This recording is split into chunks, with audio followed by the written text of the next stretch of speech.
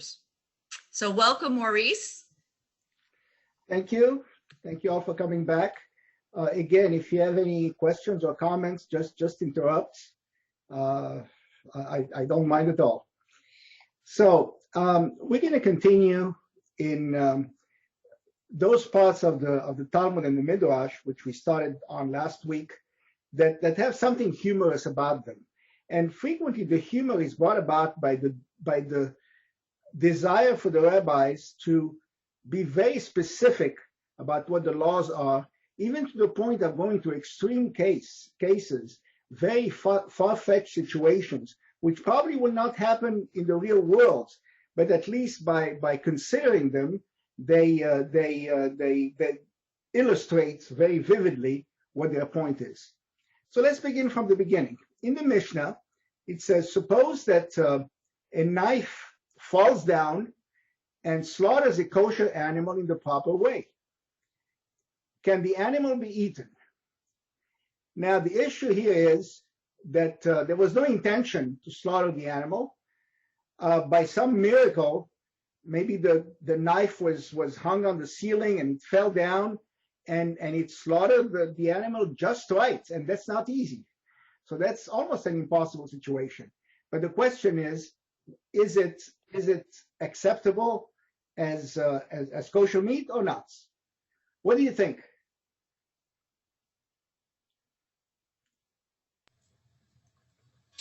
I think that the question itself is humorous. Absolutely. Absolutely. Yeah, the question is humorous.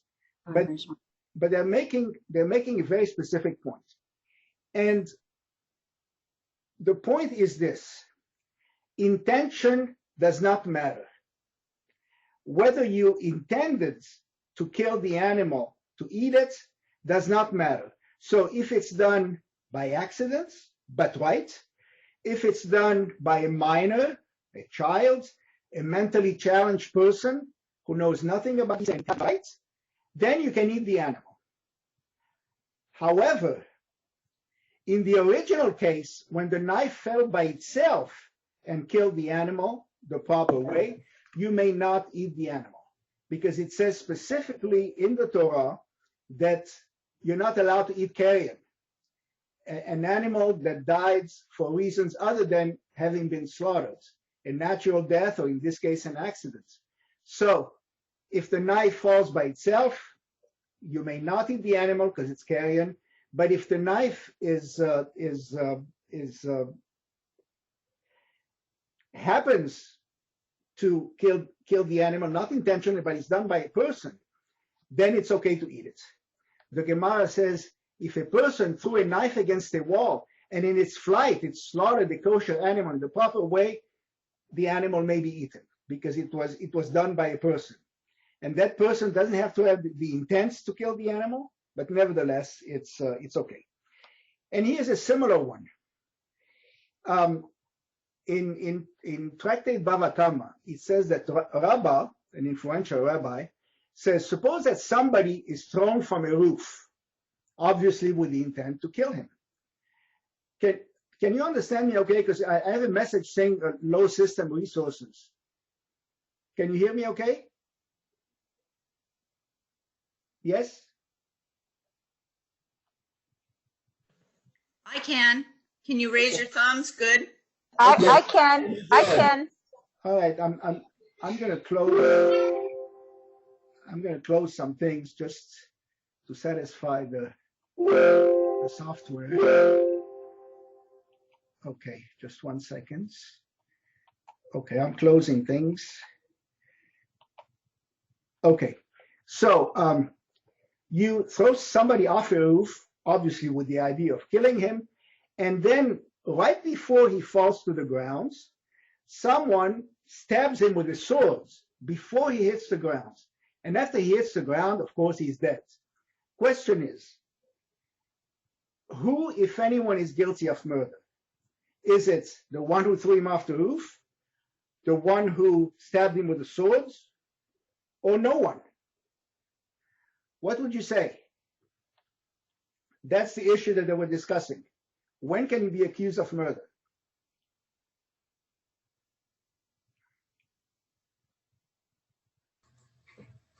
Well, I would say legally both. You would say both are guilty. Legally, yes. Yeah. Because they cooperated in the demise of the individual. Right. Well, when it comes to the death penalty and murder, the rabbis in the Talmud were very strict, very, very strict. In this particular case, although there were some dissenters, the majority decided no one is guilty of murder, because you cannot determine whether he died of the fall or he died of the sword. So neither of the bad guys can be prosecuted for murder, because you don't know who killed him. And in fact, the Talmud continues. Likewise, it's starting in Baraita. If 10 people beat a victim to death with 10 sticks, whether simultaneously or sequentially, none of them are guilty of murder. Now, there was a movie, I'm not going to tell you which one in case you haven't seen it, where all the suspects lined up to stab the victim, and each stabbed the victim once, and the victim died. So it's impossible to know who delivered the fatal blow. But in Jewish law, no one can be indicted for murder and condemned for murder unless it is absolutely certain that he is the one who delivered the fatal blow. A third one, in the same vein, in Tractate Sanhedrin. Suppose you're holding a shield to protect you, and someone far away is shooting an arrow at you. Now, the arrow is certainly going to hit the shield, so you're going to be okay. However, at the last minute, a third person comes and takes the shield away, and as a result, the arrow hits you and you're dead. Question is, who is liable for murder? Is the shooter of the arrow liable for murder? You can always argue if that third guy hadn't removed the shield, he wouldn't have died. He would have been okay. So this is where you get into intent and consequences and what can you establish beyond a reasonable doubt. And the answer in this case is the same. No one is liable for murder.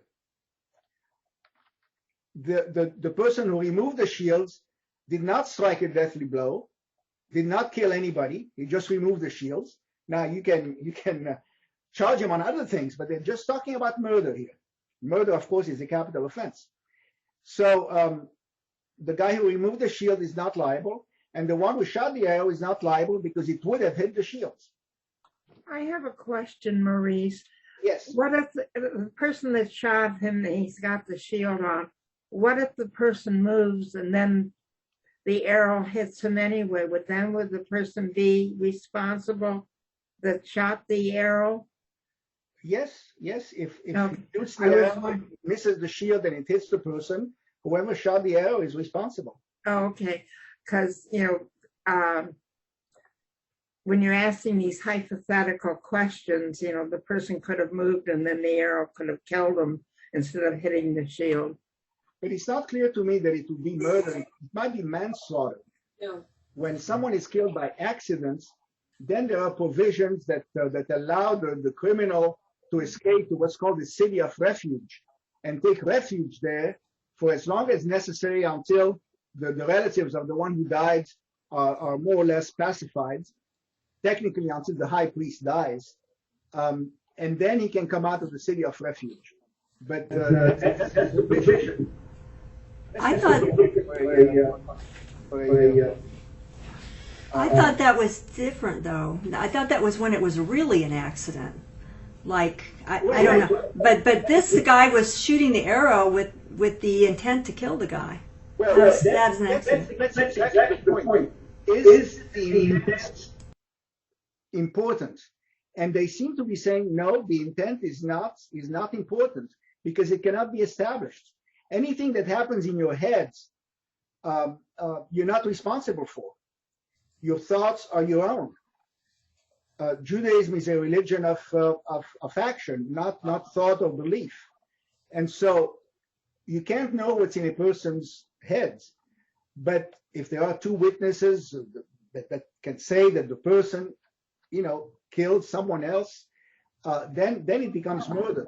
But in the case of the shield, where there is some uncertainty, maybe he was trying to scare him, whatever, then it becomes manslaughter.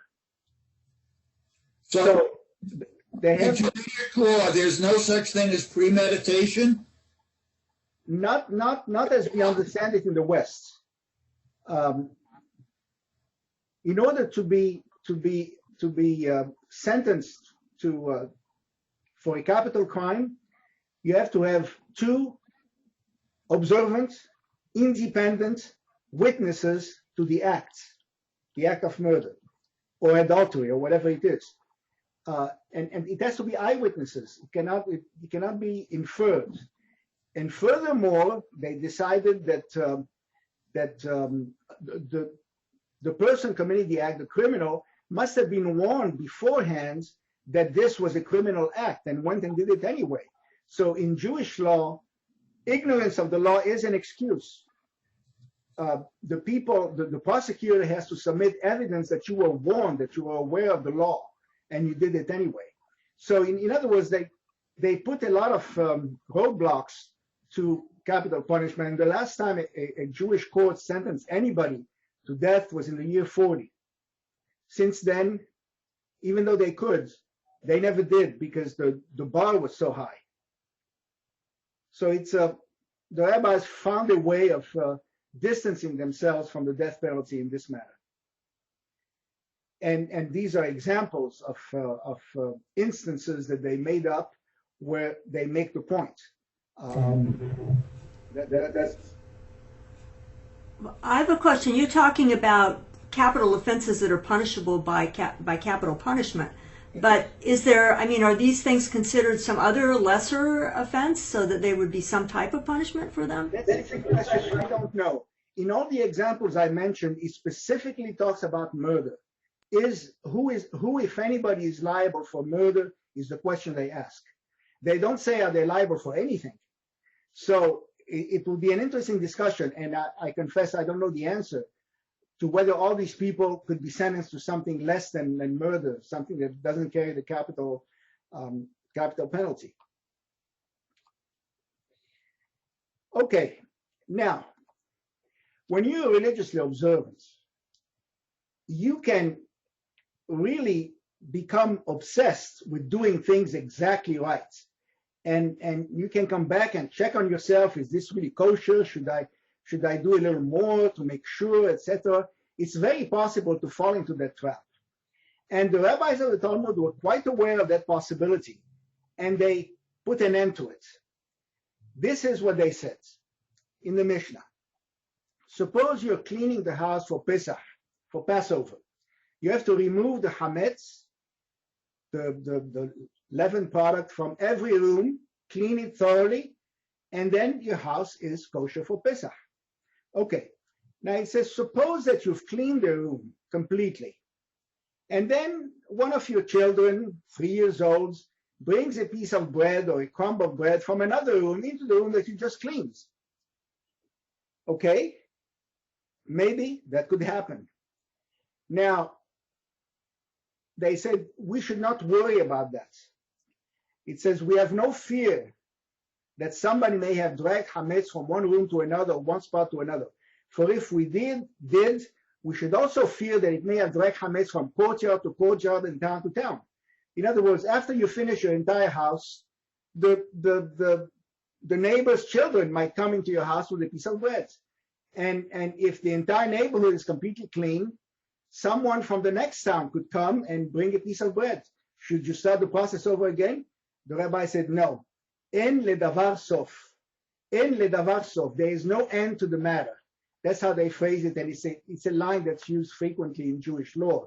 En ledavar sof. There is no end to the matter. In other words, because there's no end to the matter, don't worry about it. Clean the rooms one by one, and then whatever happens after you're done, don't worry about it. Okay, let's move on to another subject. Splitting of hairs. You may think that the Talmud loves splitting hairs and being very, very, very precise. Well, that's not always the case. as in the last story, in Lidavar Sof, there is no end to the matter. Even with the precision that you like and the splitting of hairs, you have to stop at some point. Here's a story. We learned a young pigeon, which is found on the ground within 50 cubits of a coat, belongs to the owner of the coat. But if it's found beyond 50 cubits from the coat, it belongs to the finder. So in other words, if one of your pigeons strays from where you keep him, then if it strays far enough, then it belongs to anybody who finds him. And they set the limit at 50 cubits. So far, that's fine. Rabbi Jeremiah raised his hand and asked a question. What if one paw of the pigeon is within 50 cubits and the other paw is beyond 50 cubits? Then what is the decision? And the Talmud continues, it was for asking this question that they kicked Rabbi Jeremiah out of the house of study. What I love about this is the phrasing. It was for asking this question that they kicked Rabbi Jeremiah out of the house of study. In other words, I know you've been wondering why we haven't seen him around lately. Well, that's the reason. He went a little too far, and and we don't want that. Another story, similar story. Pelemo asked Rabbi Yehuda Hanasi, the great compiler of the Mishnah, if a man has two heads, which of the two heads should be put a tefillin on? Okay, Rabbi replied, again, in the same vein, which do you choose? Do you choose to leave immediately or be excommunicated? Which do you prefer? In other words, he didn't give him an answer. He said, okay, how shall we do this? That's not the end of the story. In the meantime, a man came to the school and said, my firstborn child was born with two heads. How much must I give the Kohen for redeeming him? The usual amount or twice that? So the rabbi was essentially told, yes, those unusual things can happen. Don't make fun of people who come to you with such questions. It could happen. And give him an honest answer. Don't just get rid of him. Okay. Now we come to the subject of vows.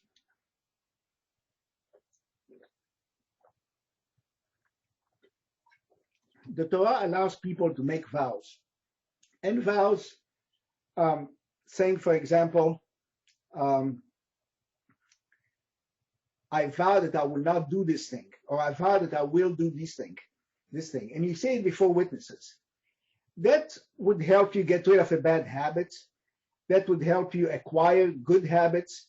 If you can do it on your own, then you set up this procedure of vows. But then it's not easy to get out of a vow. You have to go to a tribunal of three that includes at least one rabbi and two teachers, or one rabbi if he's really a master of the matter. And then he has to find a way to release you of your vow if that's what you want, because you made a vow too fast. Okay, so here's the vow. A man is having a fight with his wife.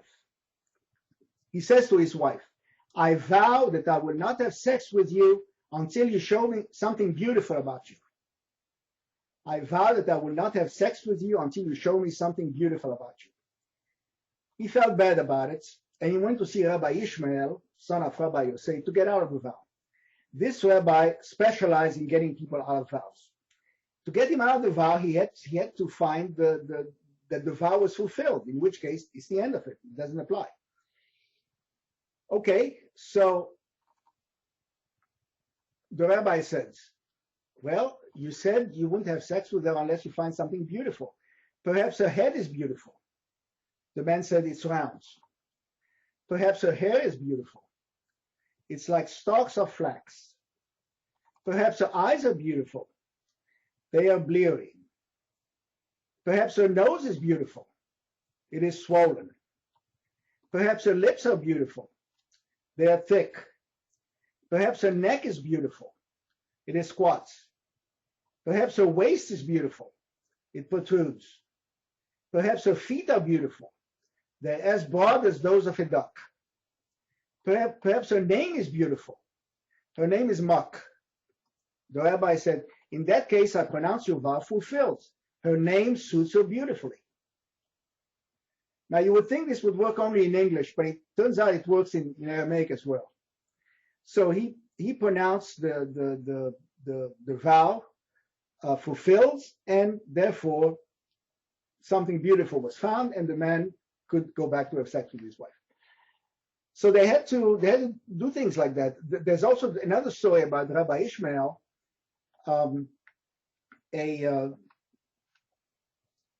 A man's parents were trying to get him to marry a certain girl. He didn't want her. So he said before witnesses, I vow that I will never have sex with this woman. In other words, leave me alone. Now that I made the vow, don't try to marry me after her. So the father went to Rabbi Ishmael and he said, this is what he said, and it's a vow. Can you get him out of it? The rabbi said, okay, bring me the girl. So they bring him the girl. And he tells his wife, could you work on her and pretty her up? So the rabbi's wife works on her, makes her very pretty with all kinds of jewelry and fancy clothes and whatever. And then they bring the young man in. And the rabbi asked the young man, when you made that vow, is this the woman you were thinking about? And the man did not recognize her. And he said, no, she's not. And then he goes, well, in that case, your vow doesn't apply to her. And that's the end of the matter. Your vow is not valid anymore. And he got him out. The story doesn't say whether they got married, but it stops by saying that the rabbi got him out of the vow that he had made. So vows are very important, and they serve a purpose. And I don't know how much it's done anymore in observant circles, but it is something that's in the Torah. Here's a story. And somebody has Yeah, I have a question. Are there any cases of women making vows? Oh, yes. Women make vows. Okay, and are there any cases of them being helped to get out of a vow that they made? I'm not aware of it. I'm not aware of it. In fact, there are many stories about there is an echo, just to let me close the door.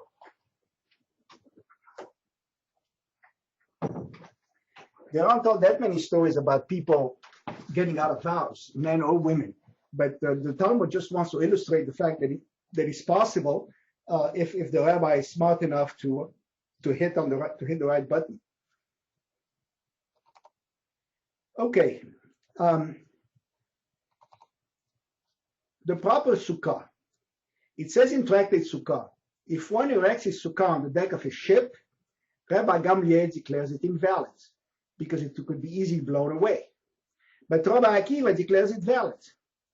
So one day, Rabbi Gamliel and Rabbi Akiva were both traveling on a ship during Sukkot. And Rabbi Akiva, following his own teaching, erected a sukkah on the deck of the ship. The next day, the wind blew and tore it away. So Rabbi Gamliel said to Rabbi Akiva, Akiva, where's your sukkah? He was mocking him because he was right in the end. The wind is going to blow it out. And so he won. Another very Jewish attitude.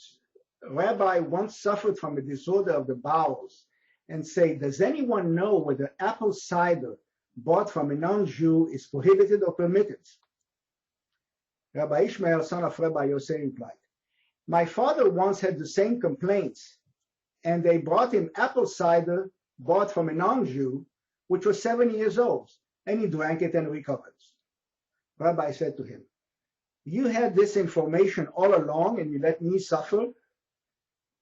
So instead of thanking him for giving him that information, he said, why didn't you tell me this earlier? You didn't even tell me you were sick. But no, he had to find a way to criticize him, even though he was getting good information from him. Now, Joan, about women having the last words, here's one of my favorites.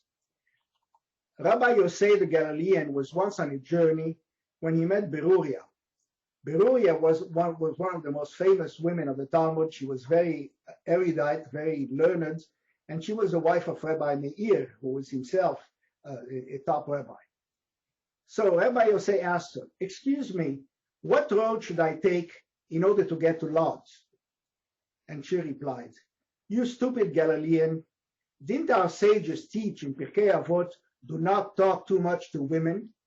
You should have asked me how to Lodz." In other words, use fewer words than you use, because I'm a woman, and our sages said, don't talk too much to women. So she had the last words. Another funny situation here. The Torah says that when you see someone who is painting with a heavy load, you should go out and help him. Okay, that's good. It also says that when you want to discard a piece of property, and you should discard it and then point at it and say hefker. Hefker means ownerless, no owner. So anybody can come and claim it for himself. Anybody can take it, and without being accused of theft, because you declared it ownerless. Okay. So here's the story. Rabbi Ishmael, son of Rabbi Yosei, was walking on a road when he met a man carrying a load of sticks. The man put the sticks down, rested, and then said to Rabbi Ishmael, "Help me load up those sticks." Now, Rabbi Ishmael was rich and overweight, and he didn't want to do this, okay? He was rich, he was overweight, he didn't want to help this man load the stuff. He says, "Okay, how much are your sticks worth?" The man answered, "Half a zuz." So Rabbi Ishmael paid him the half zuz. In other words, you don't have to worry about your sticks anymore. I bought them from you. But then, since he didn't want the sticks himself, he pointed the sticks and said, hefker, ownerless, meaning that anybody could take them. So the man said, "I claim ownership of these ownerless sticks. Now, load me up." So the man he had just paid claimed back his sticks, and he says, "Okay, now load me up." Rabbi Ishmael gave him another half zuz and again declared the sticks ownerless.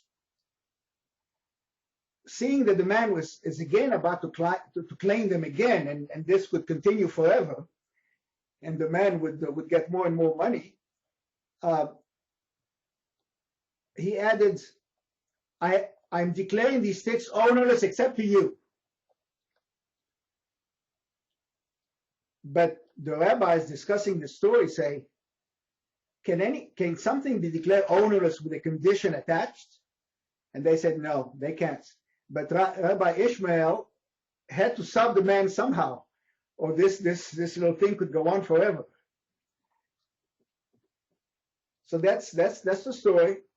So the beggars, the poor people in Jewish law, are very much like the beggar in Fiddler on the Roof that you remember so well, where he was denied his, he was given half a kopeck, and he said, half a kopeck? Last week you gave me 2 kopecks. And he said, I had a bad week. And the beggar said, so, if you had a bad week, why should I suffer? That's exactly what we're seeing here. Now, the next one is one of these debates that the rabbis had with the emperor. Whether these debates actually took place, we don't really know.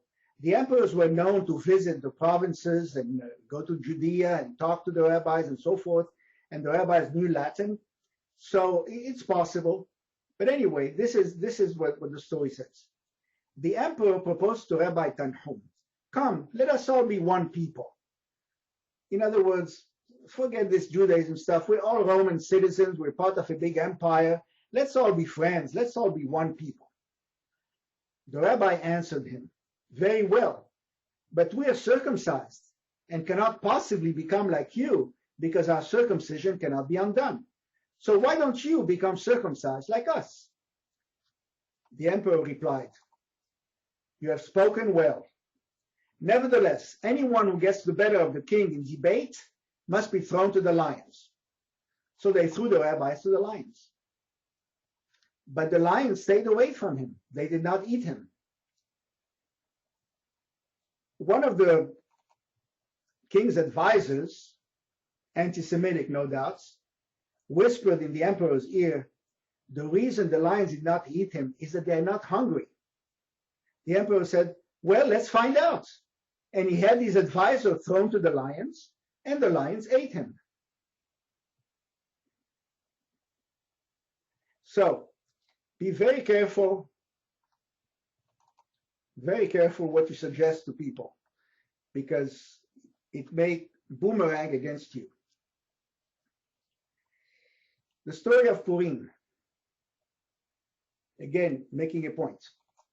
You know that the Talmud, in fact, at Megillah says it's a man's duty to drink on Purim until he cannot tell the difference between cursed be Haman and blessed be Mordechai.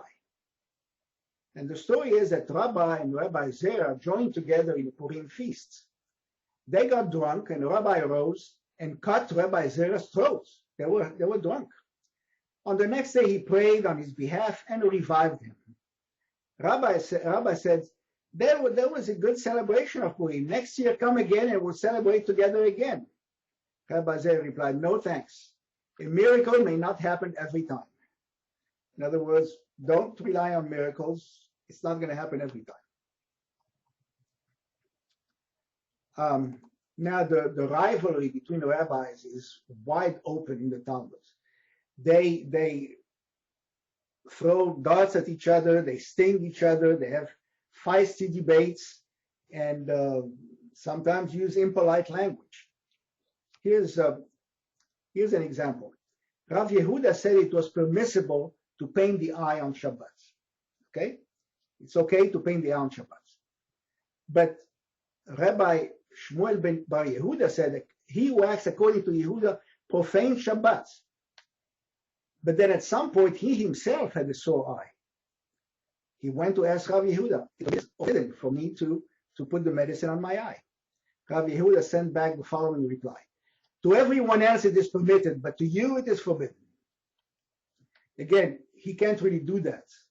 But the idea is, I've been permitting it all along, and you've been vituperating against me. Now you need it, and you want my permission to do it? No, I'm not giving you my permission. Everyone else can do it, but not you. Let me see now.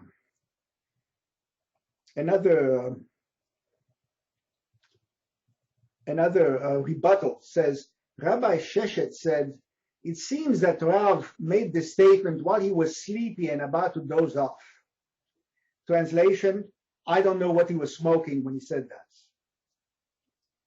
But it's a bit of a compliment, because he said he would never say that while he was fully awake. So, in other words, I strongly disagree with him. Another way of putting down a rival rabbi, while at the same time not denying his merit. Here's a good one. Rabbi Hanina ben Dosa went to study Torah with Rabbi Yohanan ben Zakkai. The son of Rabbi Yohanan ben Zakkai fell ill. He said to him, Hanina, my son, pray for him that he may live. Hanina put his head between his knees and prayed for him, and he lived. Rabbi Yohanan ben Zakkai said, if I had stuck my head between my knees for the whole day, no notice would have been taken of me. In other words, this guy can do miracles in talking to God about healing someone. His wife said to him, Hanina then is greater than you? He replied, no. But he is like a servant before the king, who is always close to the king and knows him well. And I'm like a nobleman who appears before the king only when summoned for important matters of state. So that was his way of putting down Hanina, who just saved his son, by the way, while recognizing his talents at the same time. In other words, Hanina is like a servant, always close to God. He has a good relationship with him.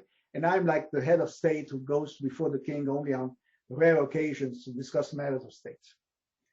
Perfect example of putting down his colleague while recognizing his talents.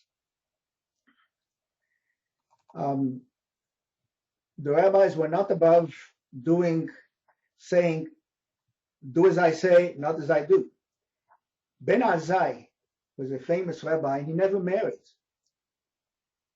He said, a man who does not marry and have children is as if he had shed blood and diminished the divine image.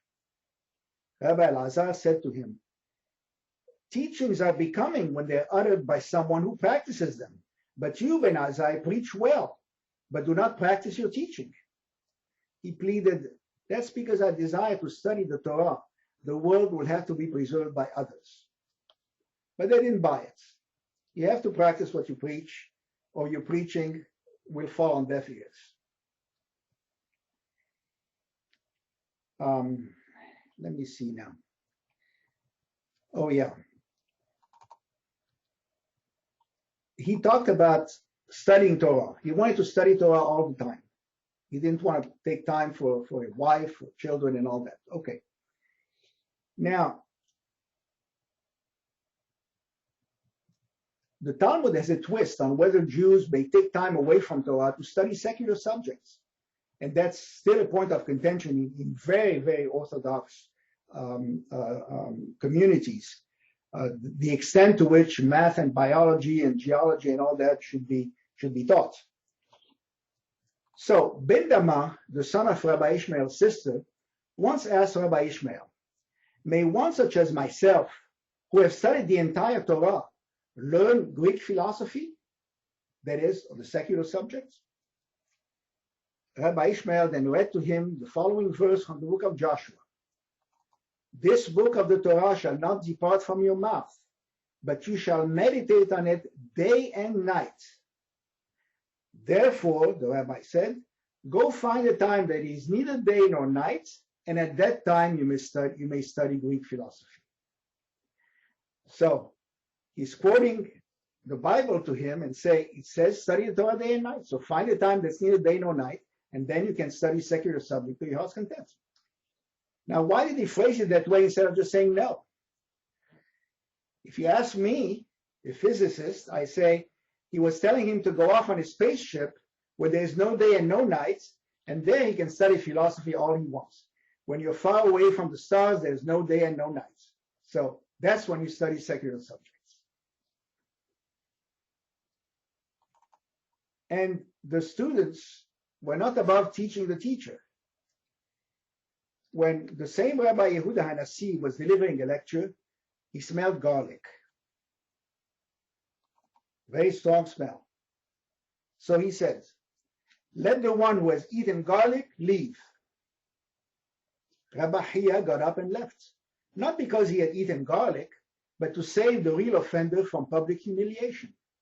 Then one by one, all the other students left, and the rabbi was left alone. Teaching the rabbi a lesson. Don't embarrass people in public.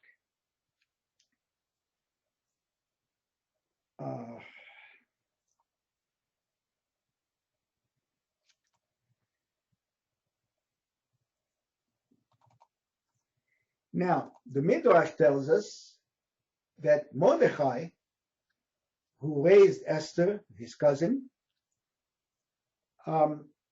nursed her.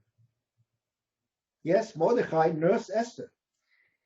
It says in the book of Esther, and Mordechai brought up Hadassah, that is Esther, his uncle's daughter, for she had neither father nor mother. And the maid was beautiful and of good presence. And when her father and mother died, Mordechai took her for himself as a daughter. Okay, from this the Midrash says, Rabbi Yudan says, one time Mordechai went looking among all the wet nurses in town to find someone to nurse Esther, but could not immediately find one. So he himself nursed her. Rabbi Berekai and Rabbi Abahu said in Rabbi Elazar's name, milk came to him and he nursed her. When Rabbi Abahu taught this matter publicly to his students, everybody laughed. He said to them, wait a minute now. It's taught in a Mishnah, the milk of a male is ritually clean. And sure enough, if you go in the Mishnah, it says that. I was puzzled by that, so I went and researched the matter. Yes, this is scientifically correct and documented. A man can lactate, quote, in the presence of physiological stimuli connected with nursing infants. It's rare, but apparently it happens. So that story may well be true for all I know. Okay, and you know about we talked about this last time, all these discussions with gods, putting down God, treating him as an equal, criticizing him mercilessly, and so forth. That was all over the place. I gave you an example. After the sin of the golden calf, the Torah says, now let me be, God says, now let me be, that my anger may blaze forth against them, and that I may destroy them and make of you, Moses, a great nation. The Talmud says, why did he say, let me be? Rabbi Abahu said, it means that Moses grabbed the Holy One, blessed be he, by the collar, as a person who's grabbed his friends by his garments, and said before him, Master of the universe, I will not leave you be until you forgive and pardon them. That's how the Talmud sees our relationship with God. We can do things like that, which would be unthinkable in other religions. Here's a case where a rabbi, very poor rabbi, told God that he could do better. By the way, you may be aware of a Yiddish proverb. If God lived on earth, all his windows would be broken. So here's a story from Treket Ta'anit. Rabbi Elazar ben Pedat found himself in great poverty, very great poverty. The rabbis came to see him. He told them, just now the Holy One, blessed be he, was sitting by my side, and I asked him, how long will I suffer in this world? And he replied, Elazar, my son, do you want me to turn back the world to its very beginnings? Perhaps then you might be reborn in better conditions. So God is offering to turn back the worlds, and maybe the poor rabbi will be born in better conditions. I replied, that's the rabbi telling the story. All this upheaval, and then only perhaps, is that the best you can do? You give me a perhaps after all this upheaval? God replied, as a reward for refusing my offer, I will grant you in the next world 13 rivers of balsam oil as clear as the Euphrates and the Tigris, which you will be happy to enjoy. I asked God, that's it? Nothing more? Am I asking from someone who has nothing? God then snapped at my forehead, he said, and exclaimed, Elazar, my son, I have made a ray of light radiate from your forehead. That's an expression. What does it say? Don't worry, be George. Somebody has a comment? Okay. So, God came by to see him. They sat side by side. Rabbi and Ken are on the call. Interesting conversation. And I want to get in touch with them. Somebody's saying something and I can't understand. Who is it? No? I think just be sure you're muted unless you want to say something. Okay. I just muted somebody.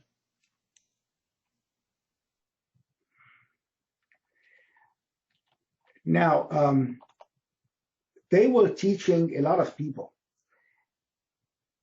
And there were a lot of converts in the Roman world, a lot of converts to Judaism. In fact, the great census of the year 40 found that 10% of the Roman Empire was Jews, and many of those were converts. The total was 75 million. 7.5 million of them were Jews. Today, we have about 14 million Jews. So in 2,000 years, the number of Jews has less than doubled, while the rest of the world has been multiplied by 50. So as a side point, you can see how thin we are in numbers and always have been due to the various persecutions and whatever. So a Persian came to Rav and said to him, teach me the Torah.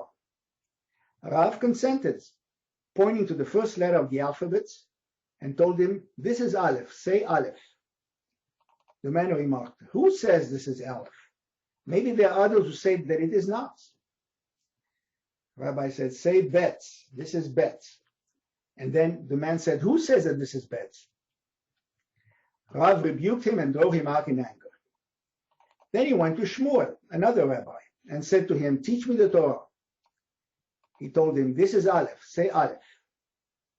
"Who says this is Aleph?" "Say Bet, this is Bet." "Who says this is Bet?" The teacher firmly took hold of his ear, and the man exclaimed, "My ear, my ear!" Shmuel asked him, "Who says this is your ear?" He answered, "Everybody knows this is my ear." And the teacher retorted, "In the same way, everybody knows this is Aleph and this is Bet." And immediately the Persian was silenced and accepted the instructions.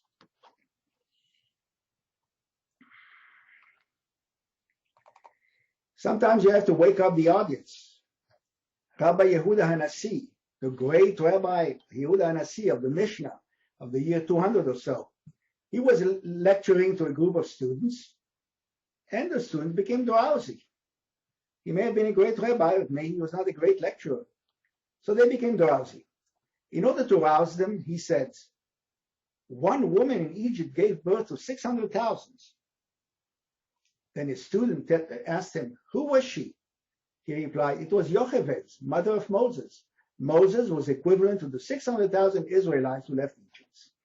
So, to wake up your audience, say something a bit outrageous, and then tell them what the real story is. The rabbis had a very high opinion of themselves and of their colleagues. This is a story from Tractate Sota. When Rabbi Elazar died, scholarship ceased, meaning he was such a great scholar that when he died, it's as if there were no more scholarship. When Rabbi Yosef ben Ketanta died, piety ceased in Israel. When Ben Azai died, diligence in the study of Torah ceased in Israel.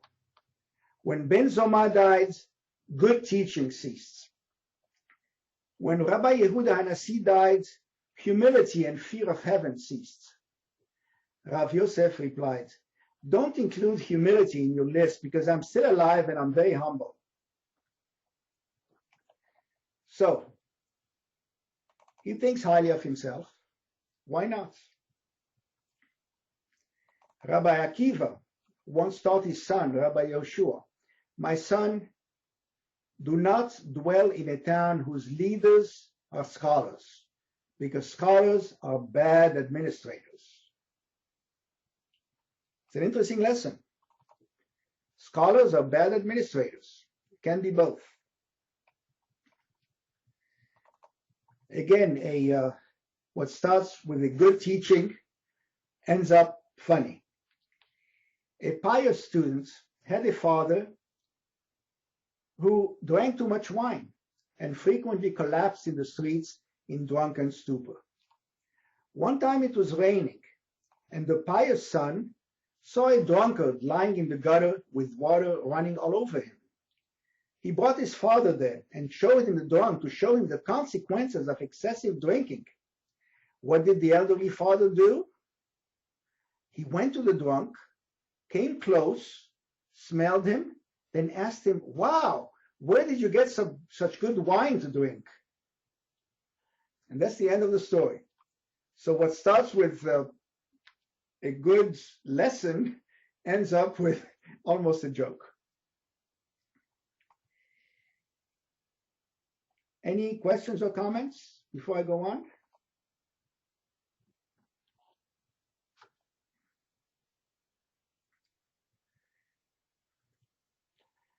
Okay. Maurice, I just wondered, in a case like that, was that intended to be funny somehow? What was the intent of that story? That has always been debated.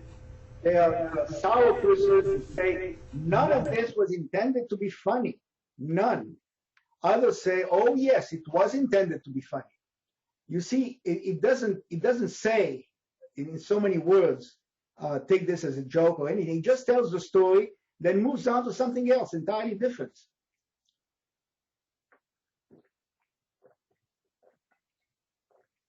So you can draw your own conclusion. The Talmud established a strict hierarchy in Israel for protocol purposes. At the very top is the scholar. The Talmud Answers. They were asked why. Why do you think the scholar is at the very top of all the possible functions that Jews have? The Talmud Answers. A scholar takes precedent over a king of Israel, because if a scholar dies, there's no one to replace him. But if a king of Israel dies, anybody in Israel is eligible to replace him. In other words, kings are a dime a dozen, but finding a good scholar, that's difficult. Again, it says that and it moves on to something else. So it's up to you to conclude. After the king, after the scholar, and then the king, then the high priest, then the prophets, then the lower level priests, then the Levites, then the ordinary Jews, and then the bastards. But the bastards are at the very bottom. But the Talmud adds, but if a bastard is a scholar, then he takes precedence over the high priests, if the high priest is ignorant. So a scholarly bastard takes precedent over an ignorant high priest. So the bastard is at the very bottom, but he can rise to the very top by becoming a scholar. Okay, the next section I have is a section all by itself, and I entitled it, Not for Ladies. As you probably know, the Talmud is very heavy on matters of sex and bathroom. It is not shy at all about describing what's proper, what's not proper, how to do it, and etc. It has all kinds of stories about that. And it's not shy about it. That shyness came later, probably in connection with so many Jews living in Christian lands. They acquired this Puritanism that makes them less inclined to talk about matters of sex and bathroom. But in olden days, the rabbis were quite open. If you read the Talmud, it's all over the place. And it's not meant as a joke. It's real. I think I will stop here because this is a big section that's coming up, and ask you if you have any questions or comments at this point.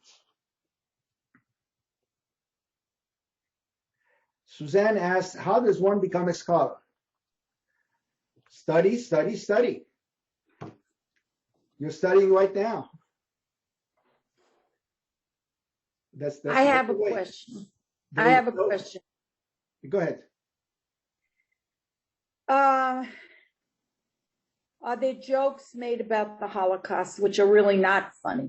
I mean, it wouldn't be in the Talmud, Yeah. but how do the scholars come to grips with the Holocaust? There is nothing in the Talmud that has any hint of humor about all the terrible things that happened to Jews up to the time of the Talmud. Like, for example, the domination of the Greeks, the Babylonians, and all. It's all very sad stories, one after the other, and there is nothing remotely funny or inappropriate in there. So, unfortunately, there's a lot of Holocaust jokes among anti-Semites, and they make me throw up.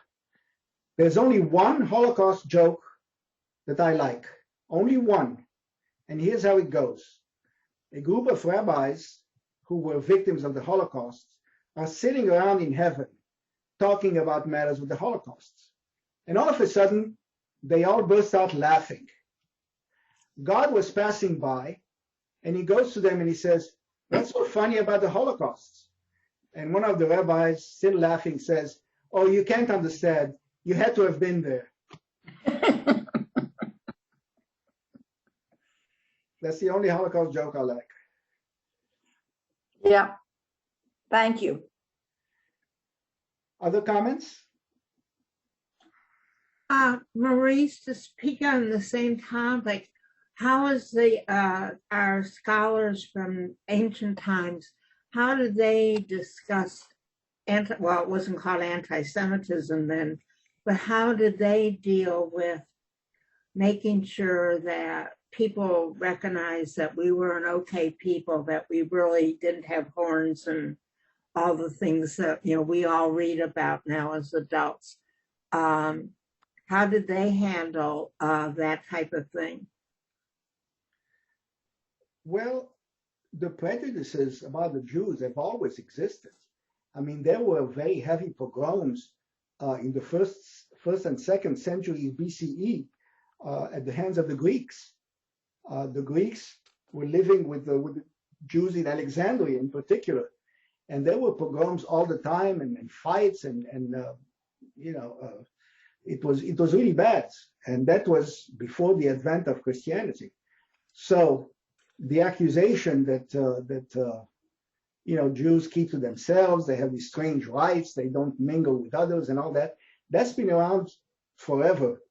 And try as we may, I don't think that we can prevent people from thinking that, because the internet is full of information about Judaism if you want to seek it in great detail. Nothing is hidden. We're transparent about all our teachings, just as the Torah itself is transparent about all the warts and sins of all the biblical figures. Nothing is glossed over. Nothing is buried under the rug. Everything's out in the open. Some things are to be proud of, and others are not to be proud of. But it's all in the open. So I have difficulty understanding people who says, well, these people are strange or mysterious, they have their own secret rights and all that. That's just not true. But if people want to spread those lies, they can. But certainly now with the internet, people can find out anything they want about Judaism.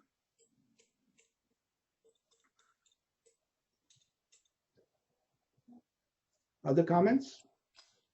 Well, unfortunately, with the internet now, they can also read all they want to about QAnon and find out that we do eat babies and we drink blood and all that stuff. So, you know, I think the people who really are interested in finding out about Judaism are not probably the same people who go to those sorts of sites, I would guess. But unfortunately, the internet is kind of problematic for us, too.